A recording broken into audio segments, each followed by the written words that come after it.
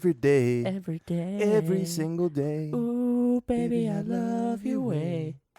Every day. Let me know when you guys are. We are here in the house with my two guests. I'm here with Tony Dilatel and Gator Schran. Say hello to everybody, everybody. Hello, everybody. Hello, everybody. We have a special episode coming to you today. I'm the guest today on the show, if you can't tell by me gracing your We earbuds. can't tell because it sounds like you're hosting, Aaron. Gator graciously offered me the host spot today. That's a lie. He stole it. So I'm going for the biggest viewership of the year. I'm very excited to be on the show, guys. Thanks for having me. What's going on? Not much, man. I mean, it's so nice of you to have us. Invite me into your humble home. It is very nice. I feel welcomed. I wanted to ask you, now that we have you on the air, that we have him on the air? right. Okay. The 3-step flop, okay? How did that name come to be? How long did you think about it, and when did it come to your head, and when did you put it on paper? So Gator has the better memory out of us too, but if I recall, we knew we wanted to do a podcast, and we knew we wanted to have a name that was somehow related to football, but we didn't want to pick something that was like some of the things we thought of originally were like already terms, and we wanted something like original and creative. I think what we were gonna go with up until like 5 minutes before we recorded was quarter hacks. That's right. Yeah. That's good. And then we just kind of spitballed a little more, and 3-step flop came up. So we went with that. Okay. I'm not hating. I'm just curious. It sounds a little bit like hate. I think. Okay, I'm saying flip flop flam. Okay.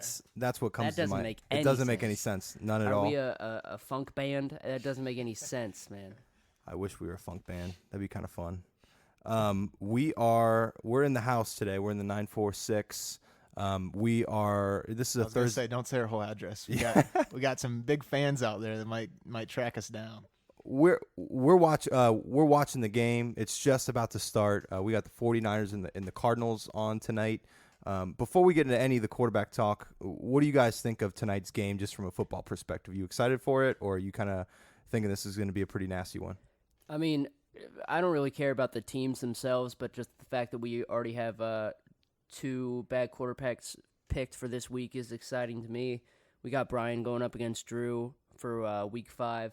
So, most of this podcast is going to be about week 4, but it'll be exciting to watch week 5 happen as we record. Yeah, I think I'm not. I can't say I'm excited for this game because I think both these teams have shown that they're not all that good. If Carson Palmer was playing tonight, I would expect a rout, a big Cardinals win, but I don't think Drew Stanton is going to put them over the edge. I disagree. Carson Palmer, I have him in my regular league, and he has not been showing what I've wanted out of him. It's been atrocious. So I don't buy into Carson Palmer. Even when he comes back, I don't give a shit. He's actually been on our top undrafted 2 weeks in a row now. So which you can access at our website, which is, what is it, Gator? 3stepflop.com. Do you spell out 3 or do you put the number 3? You spell it. We're also in acquiring Flip Flop Flam at the moment. We'll redirect that to the 3-step flop URL. That's a good idea. I want to think. So far in the season, one of the biggest things has been injuries. Obviously, NFL season, it's all dictated about health, depth, stuff like that. When you're looking at this kind of league, it's kind of tough because on a weekly basis, you're going to have to pick that quarterback on a Saturday. There's a lot of injuries out there right now. Chiefly was Jimmy Garoppolo goes Island, right? And he's not going to be able to be a relevant quarterback anymore. So we have some good quarterbacks coming back. We have Tom Brady. But that's irrelevant to his injury. Tom Brady's coming back because of his suspension. If Garoppolo was healthy as a duck, he wouldn't be playing. Specifically as a duck, by the way. That's a saying. People say it. No one has ever said that before. So, okay, that's a good point. And which part, the duck part or the other part? No. Which it's important to point out that somehow Brady gets to come back and play the Browns for his opening warm-up game, his preseason game. It's almost as if the NFL was rigged. I can't wait to talk about the Browns later in this podcast. How about that for a little tease in your life? I know you're the host. I don't want to step on your toes, but since you brought up injuries, maybe this would be a good time to go into the current injuries in the NFL right now at the quarterback position. Is that okay with you, host? That's cool. Okay. So we did see Trevor Siemian leave the game on Sunday, a game that he looked pretty good in.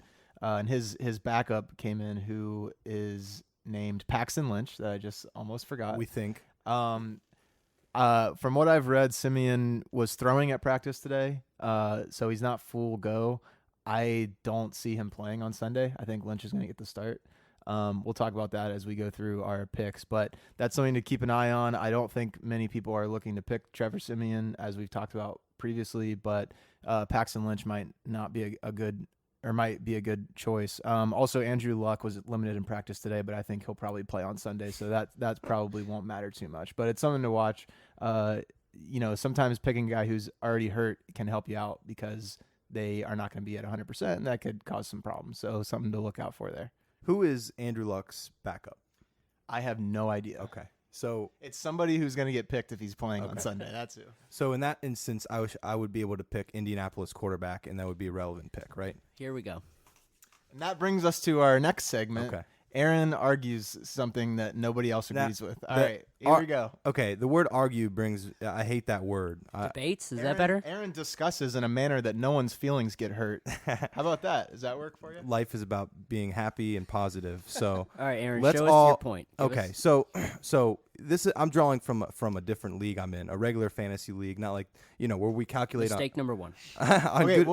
Sorry to cut you off, but before we get into this, let's describe the situation that happened last week and why we're talking about this. Right. So go right ahead and do that. So injuries are a big deal in the NFL, and we have to pick our quarterbacks before the game. So we have to pick our quarterbacks on Saturday, right? So last week I was faced with a decision where I had to pick shitty Brian Hoyer or a possible Jay Cutler return, right? So either way, both good selections. So in my opinion, if we were to pick these quarterbacks and I had to commit the day before and I picked Brian Hoyer, for instance, and then the next day we find out that Jay Cutler is starting, I should be able to drop Brian Hoyer and pick up Jay Cutler, correct? Because this is where you're wrong. Okay. Well, I understand why that makes logical sense, but let's have Gator tell you the way that we believe that it should work and why we think it's more fair. So, first of all, we've been running it the same way for 3 years now. We have always gone by if your quarterback ends up sitting the bench, then you're stuck at 0. And let's point out that 0 might not be a bad score, considering you, especially this week, scored -7 points, and Alex, who didn't play a player, Alex did not even play a player, he got 0 points, and he scored better than you. So, scoring 0 points is not necessarily a bad thing. Second of all, let's point out the Browns, for example. Last week, Cody Kessler is obviously the starter. However, Tyrod Taylor not Tyrod Taylor. Josh McCown? No. Terrell Pryor. Terrell Pryor was an option as well. He could have been a quarterback. You're as nailing well. this so far. Shut the fuck up. So I am. So let's say that you wanted to pick the Browns quarterback. Well, then, do you think that you should get points for anyone who throws the ball? Definitely not. So you would just get the starter points. I think that you should be able to change your quarterback up to the start of the game. So if you pick a quarterback on Saturday and before the game on Sunday he gets hurt and he's no longer playing, you should be able to drop that quarterback for his replacement. Now, here's the problem. Let's say you think Kessler's going to play more than Terrell Pryor. And let's say I think Terrell Pryor is going to play more than Kessler. That's the risk I'm taking by choosing. If I choose Terrell Pryor and he plays more than Kessler, then you're fucked. Like, if you choose Cleveland Browns quarterback, then you're taking away a pick from someone else. So that's a good point. So you should be able to pick any quarterback you want. So I could pick Andy Dalton, you could pick AJ McCarron, right? And if Dalton got hurt, I would have no legal right to pick up AJ McCarron because you've drafted him, right? So you got that guy. But my point, and I guess I didn't articulate it that well on the group me, but I think you should be able to drop players before Sunday if they get injured and pick up another player. And no one has picked him? Is that what you're saying? Right, and nobody's picked him. Here's what nobody's I would picked say. him. I think I see that line of thinking. I would say that by effectively taking a team's quarterback core, you're basically just taking. You have 2 picks. You're getting 2 picks while everyone else gets 1. Maybe okay. So maybe that's a little bit of, and we'll get on with this in a second because I think it's a very healthy discussion. I think that's a good point because maybe not pick Cleveland quarterback as I do air quotes. You pick the quarterback, but the rule should be tweaked to where you can drop that injured quarterback and pick up another one if they weren't drafted. So that's not bad. That's better than the original line that you're coming at us with. But I think what that quickly turns into is we're no longer playing a bad quarterback league. We're playing a best defense league. We're just choosing, okay, I'm going to pick Carolina's defense this week. You know what I'm saying? We're no longer. It doesn't matter about the quarterback if you're able to just switch it out based on the defense that you're playing against.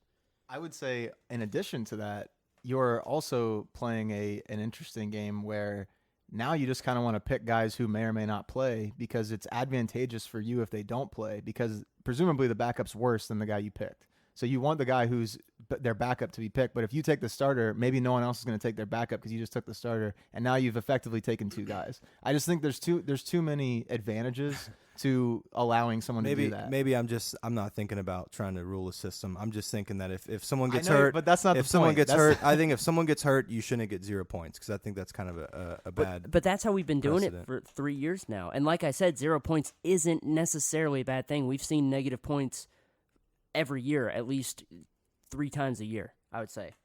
We've already seen it twice this year. When the UFC started, they had no gloves and they had eye gouges and they had low blows allowed. So, I guess things have to evolve at some point if you want to evolve. But, if you want to stay back in those that's days. a good point. Let's move on a little bit. But I do have a question for you. Ignoring this topic that we've already beaten to death, where do you see the league evolving? What do you want to see different about the league besides this point? Let me emphasize that. I want to keep this league between our friends. I don't want it to become something where people get upset about it. I think that fantasy sports at the core is to have fun. So if we ever stray past the point where somebody's not having fun doing this, we're doing something wrong. Because if anybody's taking this way too seriously, don't do that. Because I think this is just the dumbest fantasy league I've ever been in my life. Oh, whoa! In a good way, right? This is stupid. We're picking bad quarterbacks. We're picking against people. That's something I've never done. So I want to keep it between our friends. I want everybody to have fun. It should never be about money. It should never be about knocking your opponent down. It should be about having fun as a group and being in a group message together and just having fun because I've never thought about picking bad quarterbacks before. So I don't know. I think clearly that's based on your score. Right. Right. Well, hopefully this week I have a little bit better luck because I haven't picked my guy yet, but I'm pretty sure everybody knows who I'm picking if it's not a big secret anymore. All right. With that, let's move into last week and how everyone did. Yeah, so I got the old recap here. This isn't. Unfortunately I don't have this in order, so I don't know if you want to do this in any sort of order. Okay, so we going good to bad here. Yeah, let's go good to bad. All right, so at the very top of the list, we got Lauren once again coming through. Gator Bangs Corgis. Time out real quick. Sorry to interrupt. Yeah. But Lauren, that name is tremendous. The views expressed by Aaron Carnevale are not the views of the 3-Step Flop podcast. Just as a disclaimer. The Flip Flop Flam podcast. It looks like Lauren went with Ryan, as she put it, Ryan Fitz Pat bitch, which is pretty good. I'll take that. A solid pick. After Tony DeLaTelle's thrashing of the bad quarterback league last week. Oh man. He went 23 for 41, 261 yards, so a lot of yards, but he threw 3 picks. Lost a fumble and got sacked 4 times. So obviously, Lauren cashed in big time with 34.78 points. I don't know how much longer the Jets are going to have Ryan Fitzpatrick as their quarterback if he continues to do this. That's now 9 interceptions in the last 2 games, and 1 touchdown or 2 touchdowns, something like that. So huge issues for the Jets at quarterback. I mean, their alternative is Geno Smith, I suppose. So I can't imagine it would get any better. Favorite of last year. Yeah, I mean, Geno Smith, we all love watching him play in this league especially. But obviously, Lauren, nothing we can say much about that other than great pick. And I think that Fitzpatrick will probably be at the top of the list this week, unless they're on a bye. I'm not. Now that buys are okay, they're not. Not on a bye, but I am drafting first, so I might do that. But yes, definitely one of the top picks. And I was really in my head, I've always looked at Ryan Fitzpatrick as a decent to serviceable quarterback. So when he threw those 6 interceptions, I was like, okay, bad week. You know, we all have those weeks where we have bad weeks or whatever. But to do it on consecutive weeks, I think that does say something about him as a player and maybe more so as the Jets as an offense. You're right, and this week he doesn't have an easier opponent. He's going against Pittsburgh at home. So I think he's going to be a top 3 pick this week for sure. Yeah, obviously Pittsburgh looked really good last week against the Chiefs. So their defense, I think, is a little bit better than what it's been the last couple of years. Moving on to our second our second place finisher this week is the Dirty Butt Fumbles, of course, Austin, which I'm glad that Austin was able to get a solid point total this week with 32.42 points, very close to the top spot. He went with Jameis Winston. Is that right? Yeah. Second week in a row they've had a weather delay. Yeah, that's right. They finished both of their 4:00 games at like 9 p.m. on Sunday night, so that's a little annoying. But Jameis Winston, again, looked bad. I don't know why people think he's good. I think he's a bad quarterback, and why he's putting up a lot of numbers in this league. 17 for 35, 179, no touchdowns, 2 picks, a fumble, and 5 sacks. So scoring points all over the board, keeping that yard total low, which we like to see. And the 5 sacks is something to look out for as well.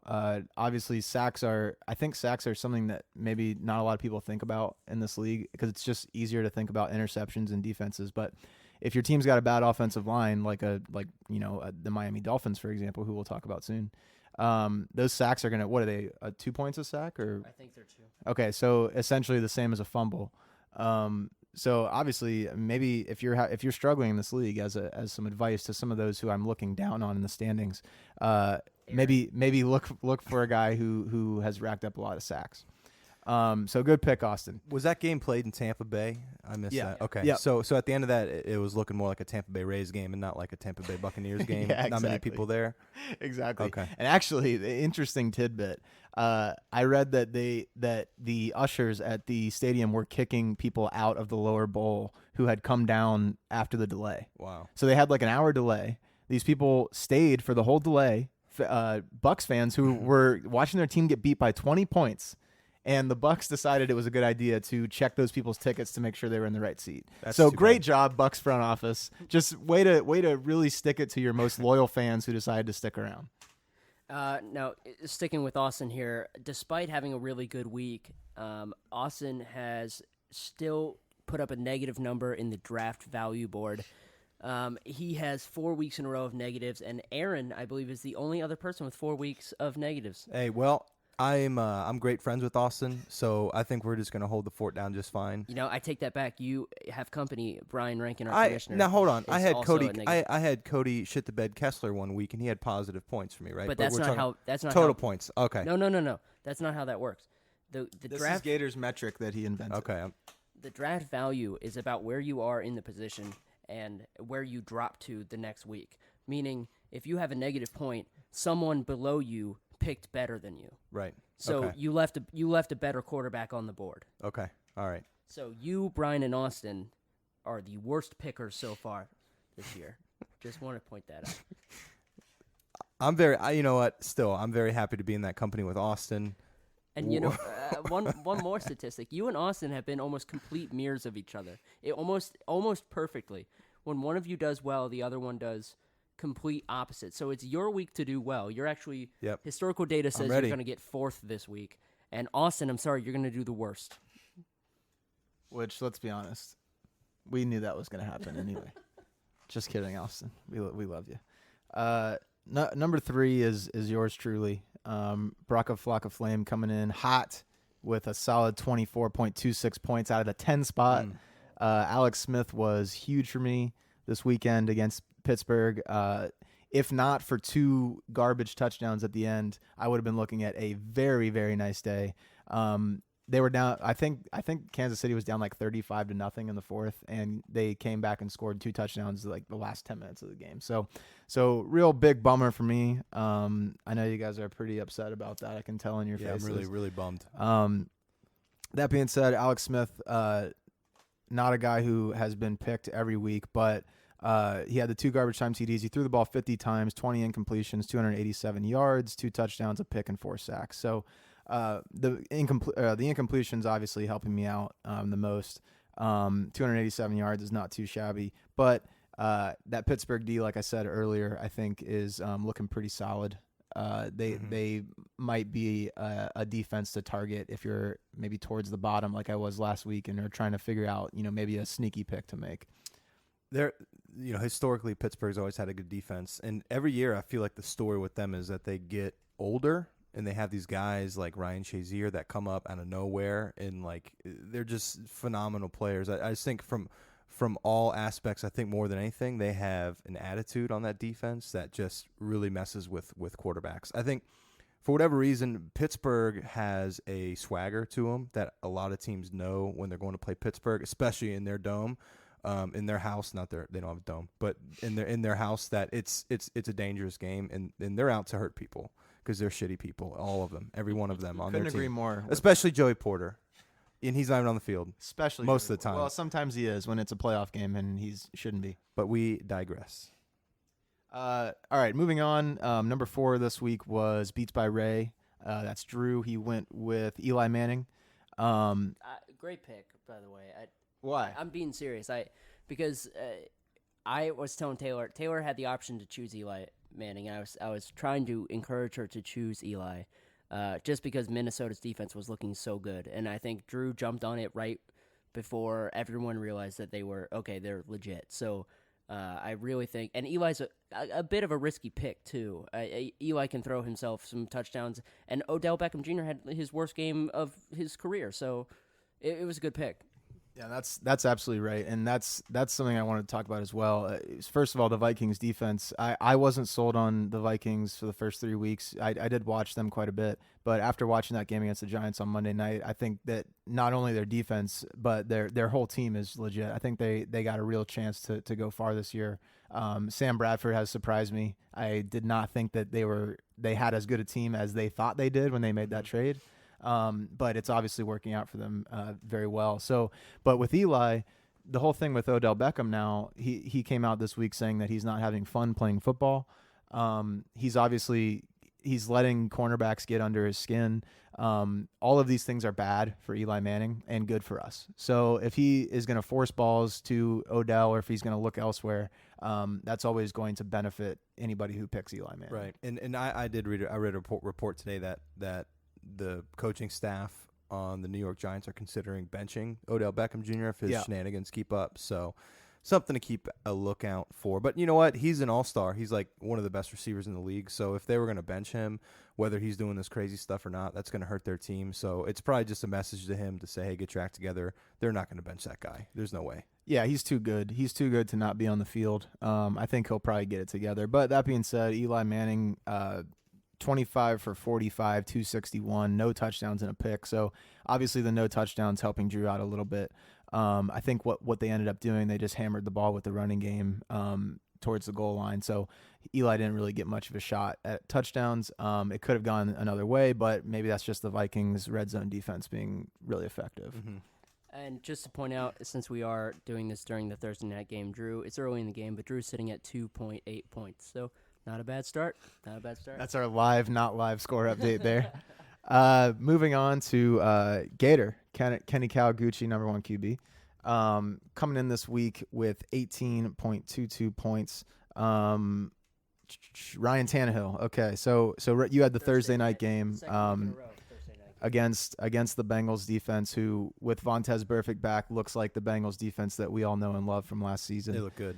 Except for that opening throw by Tannehill, despite that 70-yard bomb that fucked me from the start. Yeah, and I believe that he's done that. He's done that now twice this season, as he's come out early in the game and thrown like an 80-yard touchdown. I think the first time it was Devontae Parker or something like that, and then just shit the bed for the rest of the game because he ended up finishing with 15. So he only threw 25 passes, which is concerning. But 15 for 25, 189, a touchdown, a pick, and 5 sacks. So those 5 sacks coming in big. The Bengals all last season got after the quarterback very well. And I think Tez is a big part of that because I think he's a much better linebacker in the passing game than a lot of people give him credit for. And I think that he takes away those over the middle and short passes, and it gives guys like Michael Johnson, who looked phenomenal, by the way, on Sunday or on Thursday, an opportunity to get to the quarterback. Him and Dunlap look legit as defensive ends. I mean, I think if you look at premier threats in the league, those two are really at the top. They really know how to get to the quarterback. The Dolphins, like you mentioned earlier in the pod, they have a really weak offensive line. I think we've kind of known that for a while. So, in my opinion, I picked Tannehill a couple weeks ago, and it didn't pan out very well. But I think Tannehill's a good pick every single week. Dolphins aren't very good, and their offensive line is just butt. See, this week I'm going to avoid Tannehill, and I think the league will as well. They're going up against Tennessee at home, and Tennessee I don't think they've impressed anybody at all. So Tannehill's not going to get touched this week. Yeah, good point. I think that's a good assessment. I also think this week is somewhat of a come to Jesus moment with Ryan Tannehill. He's been, what is this, his fourth year now? I think he was a year Sounds after right. Dalton. I think the Dolphins are going to have to make a decision here pretty soon. Now, to his credit, he's had some coaching changes. He hasn't really, sort of like Jason Campbell early in his career, where he had a different offensive coordinator every year. Mm-hmm. He hasn't really been able to have a consistent offensive system, but I think there's a chance this year that the Dolphins turn to Matt Moore, who hasn't been a starter in a while, but when he has started, he's proven to be serviceable. He's probably like a Matt Castle style quarterback. If Matt Moore starts, I'm going to pick him. I mean, he would be a high pick for sure, especially with that offensive line. But it's something to watch out for. Anytime a QB is going to lose his job, that's just prime real estate for one of us to pick up the backup. Okay, so moving on down to the bottom half, we got the Action Jacksons, which of course is our commissioner, Brian. Thanks for appearing on the show last week. Got great feedback from the listeners from your appearance. So Good review. So well done there. Brian, of course, went with who he calls Fartkus Mariota, which I thought was a little bit juvenile, but that's now confirmed based on Aaron's laugh. So I love it. So Marcus Mariota, 13 for 29, just a brutal line there. 202, no touchdowns and a pick. No sacks, which saved him from a huge day. But once again, Marcus Mariota continues to look like absolute shit. Yeah, going up against the Houston defense, really solid defense, but now that J.J. Watt's out there, I'm not afraid of him anymore. With J.J. Watt, I honestly think he is not only the player who's going to get them the sacks, but he's the leader of the defense, and without him, they're a different team. I think, Houston. So what? I guess what's happened to Jadeveon Clowney? Is he playing? Do you know? Dude, you don't ask me. And Tony just walked Well, away. okay. So Houston defense, something to be feared at one point in time. Right now, they just seem kind of like a softy defense. They're like a slushy. When you press that button, it just comes out real mushy D they have right now. Coach Bill O'Brien and his big old butt chin, I think he might be getting a little shaky in his seat right now because that is a team I can see losing a lot of games here in the near future, due in part to that really crummy soft defense. Fantasy Pros, our link on our 3stepflop.com has them ranked as the 12th ranked defense, which it's not terrible. Well, I'm breaking the news to you right now. They got a soft defense. They're blue and red slushy combined into one cup. I agree. Bad. I mean, I think they've got Carolina ranked as the 5th ranked defense, and Carolina has not proven that yet. They have not. So I'm not going to buy into these rankings right now. Yeah, I think it's still somewhat early to judge an entire defense. Carolina's been a weird anomaly this year, especially. That being said, I don't know if I have much else to say about Mariota, so we'll move on from Kamish down to John DeLattelle with T-Bone Your Girl, who I don't know if you guys saw, but Tim Tebow really making waves in minor league baseball. No, he's not. First, he's in low A. All right, he's not even in double A. He's nowhere near making the team. Okay, he's playing with 17 and 18. He got signed like 2 weeks ago. You can't give the guy a break, man. Bullshit. He's a piece of junk. I hope Tim Tebow makes the major leagues and he converts every player to Catholicism. I'm really happy for him. Let's real quick. He's a guy that probably is one of the most criticized athletes in our lifetime. And here's a guy that went from football star at Florida to playoff quarterback in Denver to somebody who didn't really get a shot in Denver after a while, right?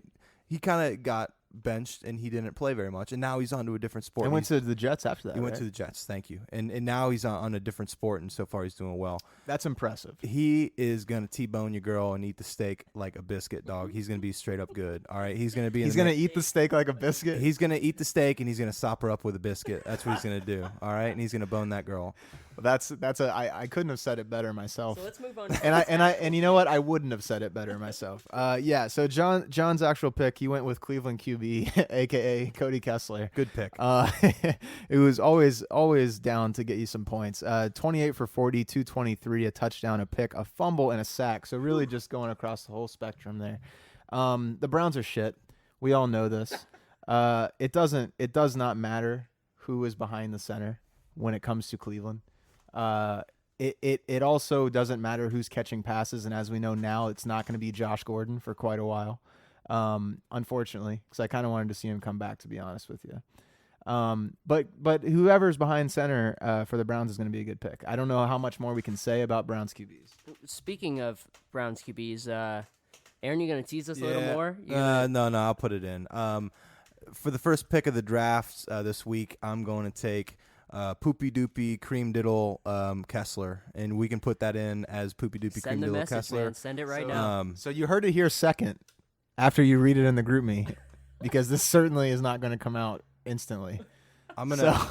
Oh, actually, you know what? I already had it written down as Poopy Doopy Cream Mama Kessler. So we're putting it in there as that. So I think that is a fantastic way to make the first pick of this week. We are opening it up with that. No, I think that's a great first pick. However, I think you would have done better at second this week, because we all know you were going to pick Kessler no matter what.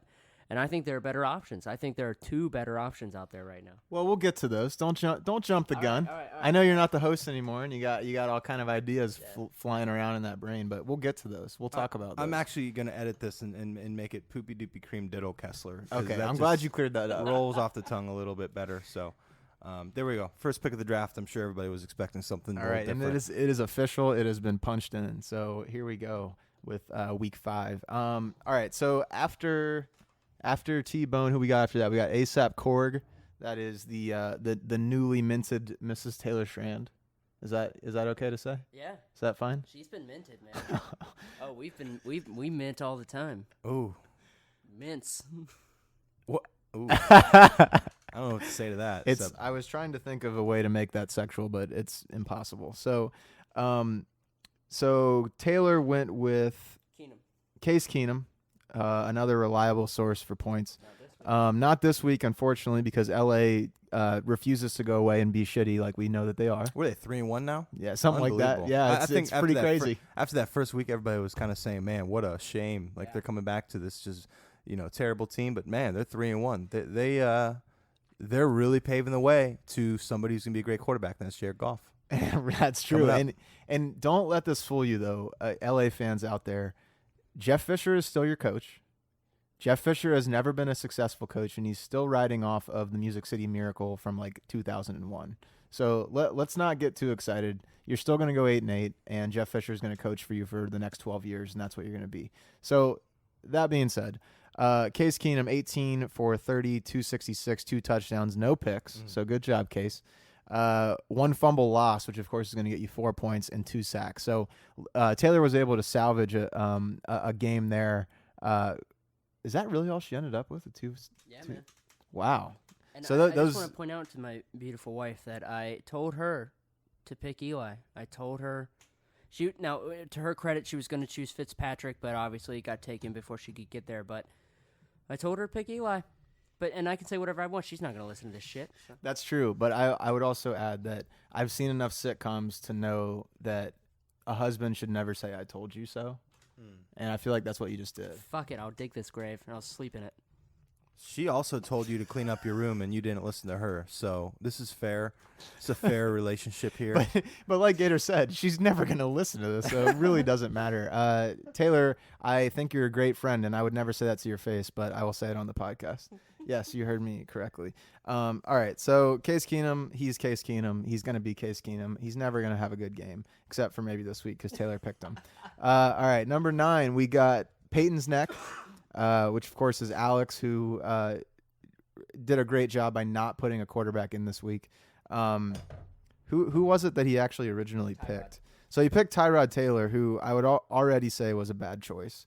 It scored him -7. Not he got negative. He ended up with negative. No, positive 7. No, I think you're wrong. Really? Let me check that. I'll check that. Okay, we'll get our checkers on it. But Tyrod Taylor, just for the sake of even though he actually didn't score any points this week, 27 for 39, 246, a touchdown, no picks, and two sacks. So I'm a big fan of Tyrod Taylor. I am. Right. No, positive. Yeah, positive for us. Positive 7 for us. So he would have ended up with 7 points. Okay, yeah. So I was right. Yes. Okay. All right. Good. That's all I care about is being right. I'm biased towards Tyrod because he's on my real fantasy team. Thanks to Aaron for trading him to me. Thank you, Aaron. Get off. Oh shit. Okay, crazy play. But anyway, so I like Tyrod in real life, and I think he's a good quarterback. So I'm probably not going to pick him this year just out of principle. I think Buffalo uses him in a way that mitigates damage, and he's usually not the guy throwing egregious picks. So he's not a guy that I'm ever going to target. But I could see why in that matchup, who did they play? The Patriots? Is that right? Or am I making that up? No, you're right. They played. Yeah, they beat the Okay, Patriots. yeah, I could see. Yeah, they won 16-0. I could see why Alex would go after him. The Patriots have looked so good.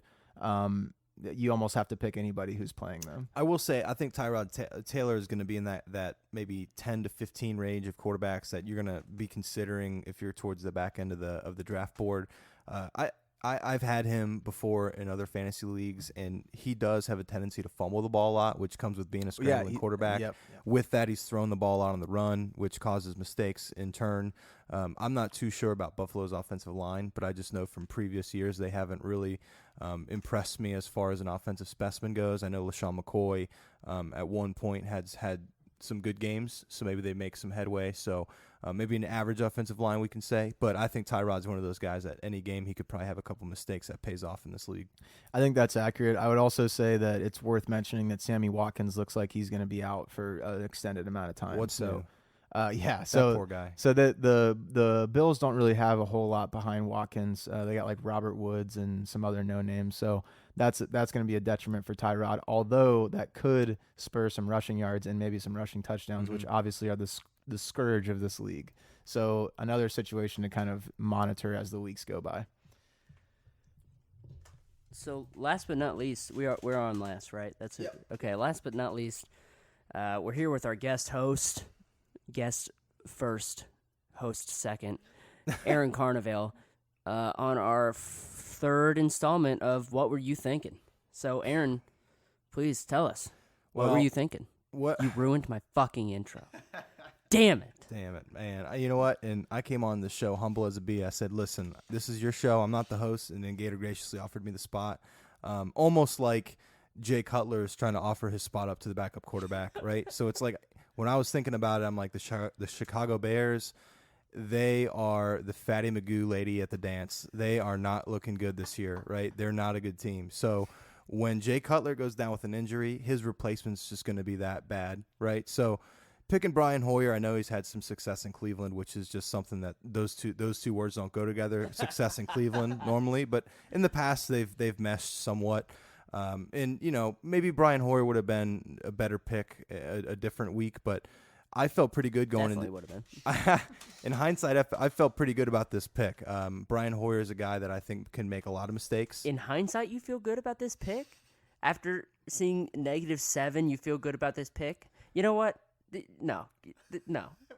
I'm saying I think that the matchup that presented itself was good enough to where I would pick it again. What was the matchup? Detroit. Okay, so you were scared of that fierce Detroit defense? Aaron, I would rather have Dan Lebitard on this show. Yeah, no. Listen, when you have two bad teams facing off at each other, Dan Lebitard is awesome, by the way.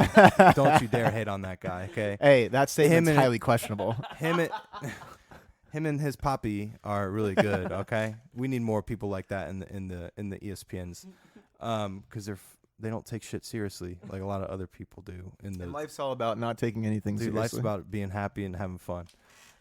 A show with guests such as Ray Shremmerd and Pat Sajak.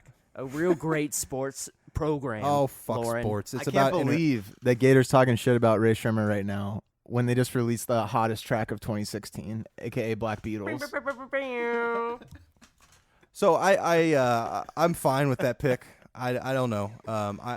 Maybe it was a questionable call at the time, but Yeah. I go back in time and I stick to my guns. I say Brian Hoyer is a shit quarterback, and he plays for a shit team, and I'm going to pick him again at some point this year. And much like the final those that were the final people aboard the Titanic, they went down with the ship, and it appears that you are more than okay with doing that. I'm taking Cream Dillo Kessler this week, so I'm going to be just fine looking down on you boys. What are the chances that Cody Kessler comes out and just has a monster game? 0%.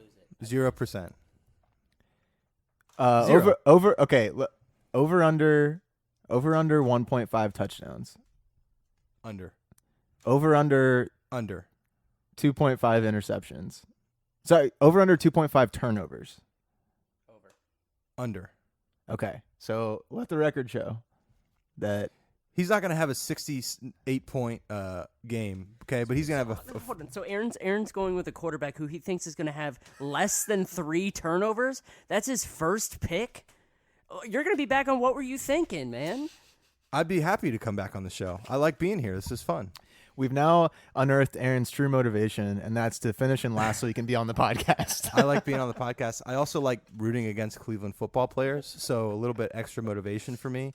But at the core, he's a real poor quarterback. So let's just say maybe Brian Hoyer got me here, but Cody Kessler is not going to get me here again, right? He's not going to be that guy. So something I've been asking everyone that's come on the show is, and you know, I've asked it and I've asked it, and I haven't seen enough shit talk, man.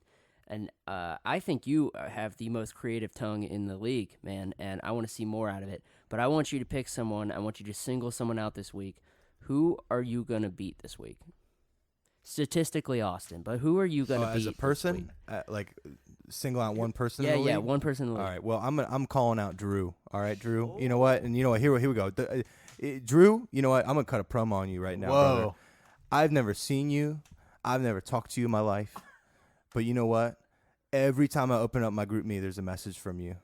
How about that? And you know what? If I know Aaron, that's the best way to get on his bad side is to talk in the group me at all. So, Drew, my big beef with you is you need to upload a picture onto your group me, okay? I'm so sick of looking at it because the only big D you have is that D on your picture, okay? Oh! You hear that? You hear that? And you know what? I would also add that I think that many of us have a bone to pick with Drew, and not only is the image, him not having an image, so he's staying anonymous, which I don't think is right. I think that you should always put your face out there and just own up to what you say. But in addition to that, I would say that I may or may not have lost my train of thought. I'm not sure what I was going to say. This is really good. Drew, super hot fire. Drew, I'm calling you out this week because of your lack of photo. So consider this a wartime declaration. Okay, you're down. You're on. More than fair. Yep, more than fair. And I'm not going to talk shit about Austin because Austin is like me, where some weeks, you know, just the involvement might be a little questionable, right? And you know, can't blame the guy. So Austin, I'm with you, brother. Okay, we're gonna get through this together, up and down. Okay, so forming alliances now within the league. Yes. Which I can't say I'm a fan of. Yep. I want this to be all bad blood. Austin Rabah and I are on a team. It's out. Well, it's going to be the team that scores the least amount of points because judging by history, I would say that that's only fair to say. All right, I think that went well, as good as it was going to go. So let's move on to predictions for next week. We already have 2 quarterbacks playing right now, and we have 2 picks in. We have Aaron with Poopy Doopy Cream Diddle Kessler, and Alex just submitted his pick with Brock Pewter Gym Leader Oswiener, which I like. I really like the Pokemon reference. Big points for that. Yeah. Which, by the way, is exactly how I thought the first 2 picks were going to go. I think Taylor's going to end up going with Fitzpatrick. And then I think John's going to end up going with Jameis Winston. I'm not going to tell you what Brian's going to pick because I want I'm after Brian, and I don't want him to pick that. Right, and we know that Brian's a micey bastard and will steal your pick just to steal your pick. Maybe. So that's the kind of guy he is. Yeah, he might do it. Yeah. So as far as predictions go, I'm going to try to keep this to more of a sneaky pick prediction because it's easy to just sit up here and say Cody Kessler's going to have a bad week. What? Is that You call me out?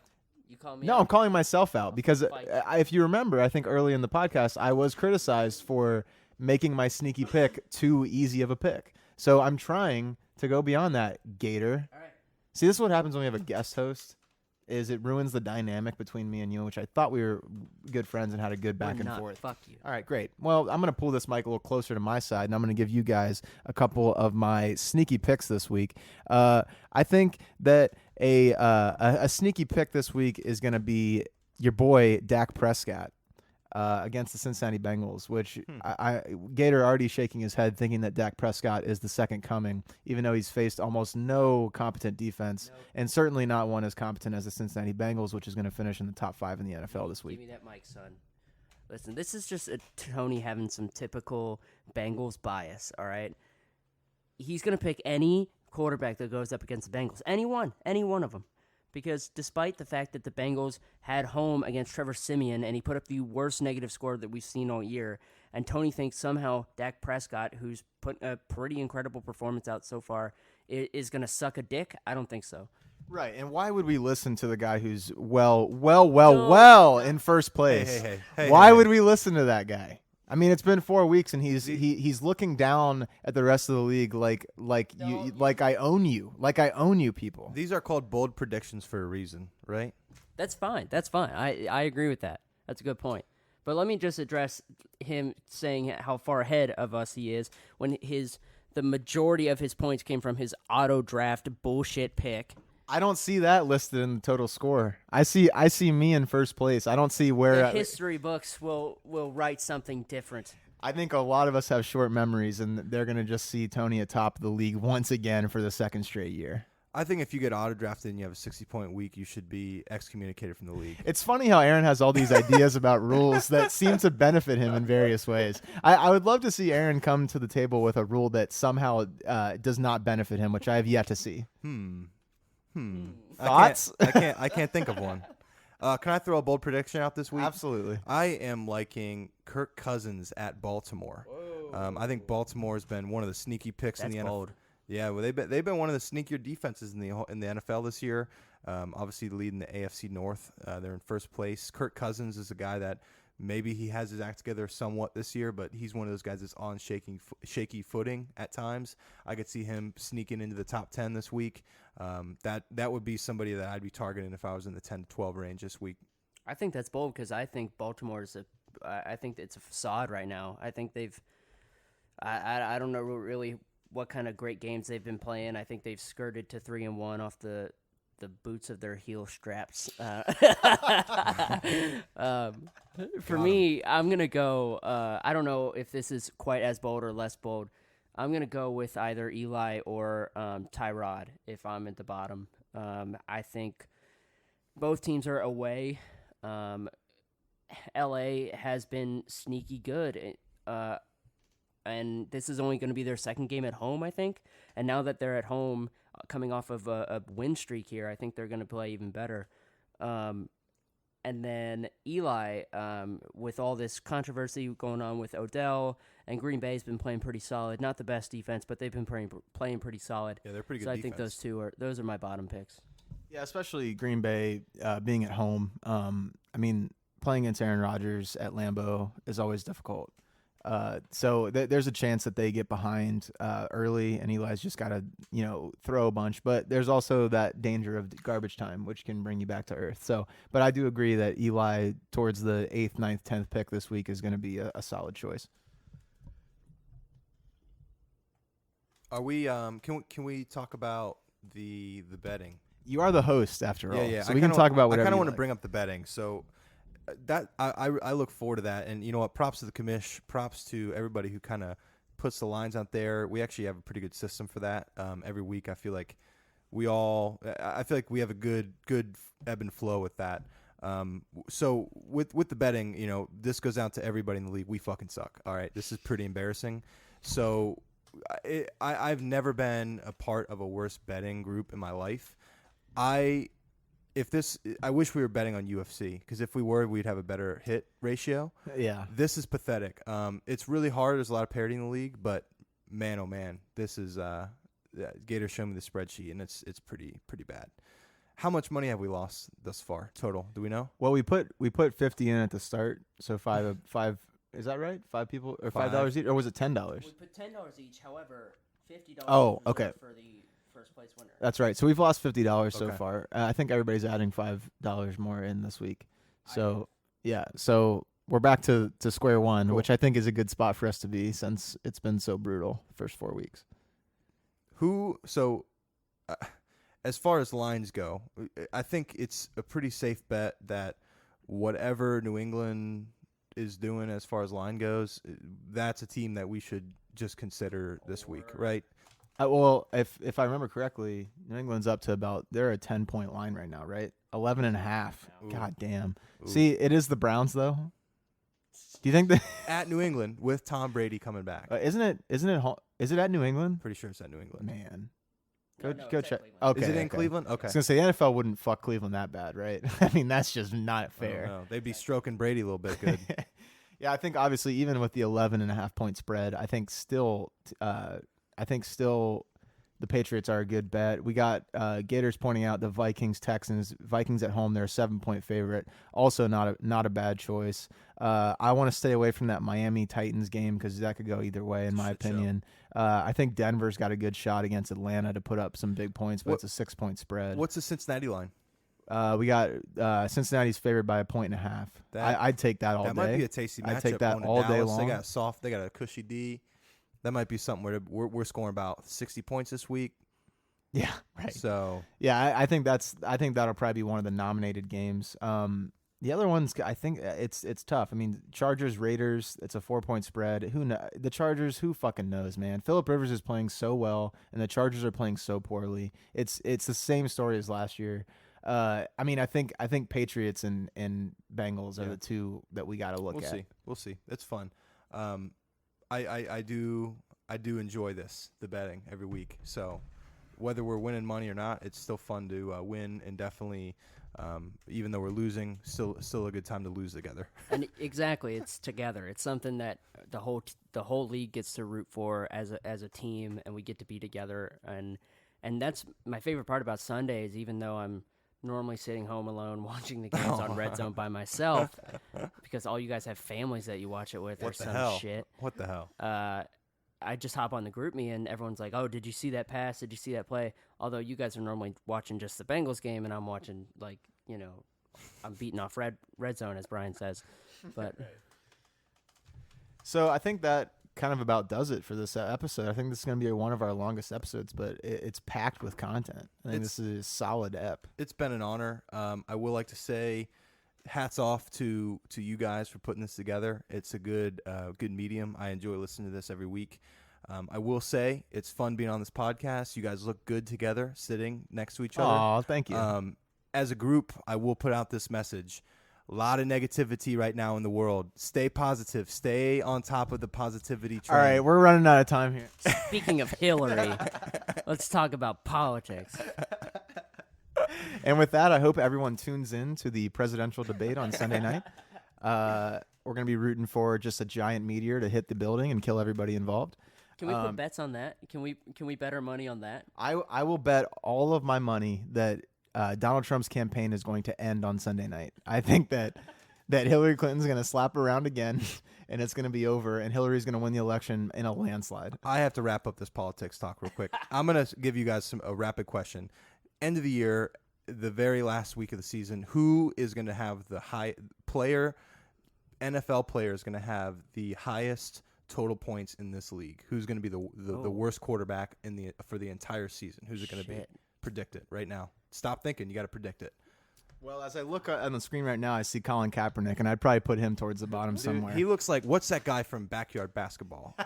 Ernie. No. That Ernie was the tall black kid. I think there is one kid. I think his name was like Dante. Dante. That's what it was. Yeah, with the afro. Dante with the afro. Yeah. Yep, Dante. I'm gonna go Winston. Okay. So Winston being The worst. the worst.